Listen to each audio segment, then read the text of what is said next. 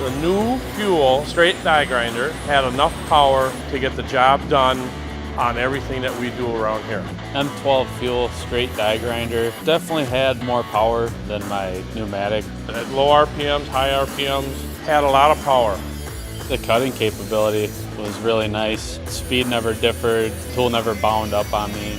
A lot more controllable than the pneumatic tools. It's unique to have the 3 speeds on the die grinder for aluminum access for the softer metal, and then when you run it with steel, you have a higher RPM. The pneumatic stuff, the consistency is not there. Having the set modes just made my life a lot easier using it. Lighter, it's nice and small, versus the cord ones are big and bulky. I don't have to worry about the cords on the ground.